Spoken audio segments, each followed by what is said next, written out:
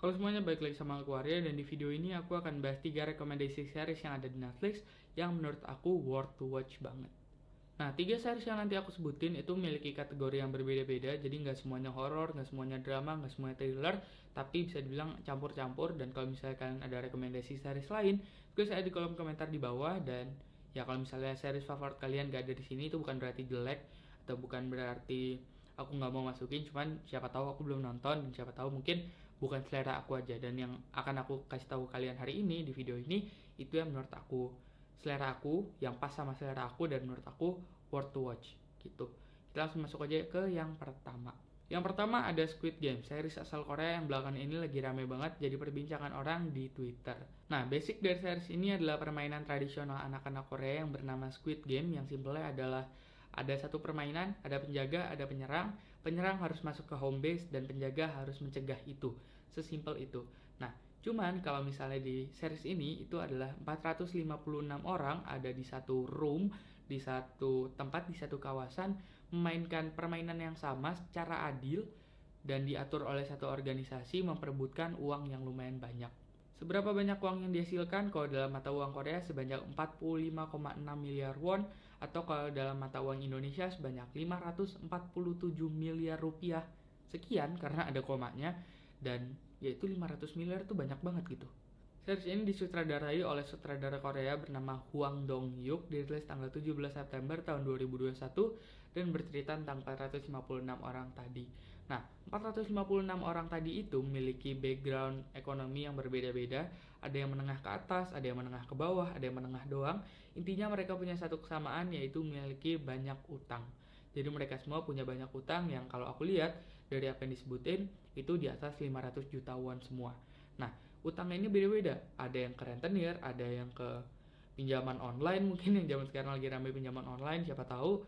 Terus ada juga misalnya ke bank, dan pokoknya mereka ini punya utang yang lumayan banyak. Dan karena mereka punya utang yang banyak itu dan udah kepepet banget, makanya mereka sampai ikut permainan ini yang menghasilkan 547 miliar rupiah tadi gitu. Nah, lalu bagaimana perjuangan 456 orang ini meraih kemenangan mereka dan pulang dari sana membawa uang sebanyak itu? Tonton aja sendiri di Netflix. Yang kedua ada Clickbait, series yang disutradarai oleh 4 sutradara berbeda dan semuanya adalah sutradara yang menurut aku keren-keren banget.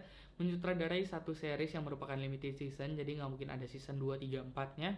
Dan terdiri dari 8 episode bercerita tentang satu pria bernama Nick Brewer yang merupakan satu guru di satu sekolah. Nah, di satu hari publik dan keluarganya si Nick ini digemparkan dengan video Nick yang sudah ramai ditonton orang di jejaring berbagi video online, berisikan Nick memegang sign yang bertuliskan, kalau dalam bahasa Indonesia, saya telah melakukan kekerasan terhadap wanita dan jika video ini telah mencapai 5 juta view, saya akan mati. Nah, keluarganya Nick sendiri itu terdiri dari satu orang ibu kandung, satu orang adik kandung, adik perempuan, terus ada satu orang istri, satu orang ibu mertua, ibunya istri, dan 2 orang anak. Nah, Clickbait itu merupakan limited season, jadi nggak mungkin ada season 2, 3, 4, 5. Jadi cuma ada season 1, terdiri dari 8 episode, dan tiap-tiap episode itu didedikasikan untuk masing-masing peran yang memiliki peranan cukup penting dalam series ini. Contohnya di episode 1 itu ada The Sister, adik perempuan Nick Brewer. Di episode 2 ada The Detective, detektif yang menangani kasus Nick Brewer.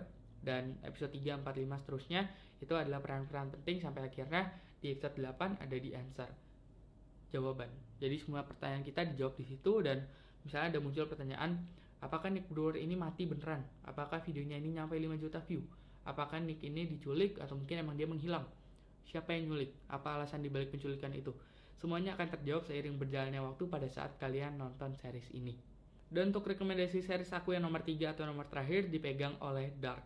Dark ini merupakan salah satu Netflix original series asal Jerman yang dirilis tahun 2017 dan baru aja diakhiri atau ditamati itu tahun 2020 kemarin. Nah, series ini itu membawa 3 season. Season 1 itu 10 episode, season 2 dan season 3 itu masing-masing 8 episode. Bercerita tentang satu anak yang ada di kota Winden, Jerman, kota fiktif, bernama Michael Nielsen yang hilang entah kemana, bisa diculik, bisa tiba-tiba mungkin dia dibunuh atau mungkin dia kesandung terus tiba-tiba masuk ke tanah gitu. Kita nggak tahu apa yang terjadi sama si Michael Nielsen ini, dan itu aja yang perlu aku ceritain kalian. Karena kalau misalnya aku tahu dan aku ceritain ke kalian itu terlalu banyak, hal yang terjadi adalah elemen of surprise-nya itu berkurang. Intinya si Dark ini mengusung tema time travel. Nah, itu aja yang perlu kalian ketahui. Kenapa? Karena kalau misalnya kalian tahu terlalu banyak, misalnya kalian tahu siapa-siapa aja yang ada di dalam series ini, terus kalian misalnya nyari sinopsisnya, kalian nyari alur ceritanya, kalian cari mungkin kalian cari alur ceritanya di YouTube dan lain-lain, itu akan mengurangi elemen of surprise yang ada di series ini. Jadi kalau menurut aku sekian, maaf kalau yang di nomor 3 yang series Dark itu penjelasannya rada sedikit, karena memang harus sedikit. Kalau misalnya aku jelasin terlalu banyak, ujung-ujungnya kalian malah kena spoiler dan gak jadi seru lagi seriesnya.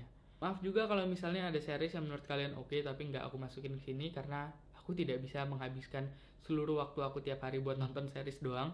Dan ya kalau misalkan ada rekomendasi yang bagus, itu boleh tuliskan di kolom komentar di bawah. Misalnya kan ada nih yang gak aku masukin kayak Peaky Blinder, Designated Survivor, apalagi selain itu Money Heist, Grey Anatomy, apalagi selain itu Prison Break gitu-gitu yang belum aku masukin ke sini karena menurut aku mungkin ada yang bukan selera aku dan mungkin ada juga yang belum aku tonton. Ya intinya itu aja sih. Kalau misalnya kalian ada rekomendasi series atau mungkin film, itu juga boleh tulis di kolom komentar di bawah. Di platform streaming film kayak Netflix, iFlix, Disney Plus, WeTV gitu-gitu, tulis di kolom komentar di bawah karena siapa tahu bakal aku bahas dan bakal aku masukin. Itu aja sih. Makasih buat kalian semua udah nonton. Kita ketemu lagi di video berikutnya. Dadah.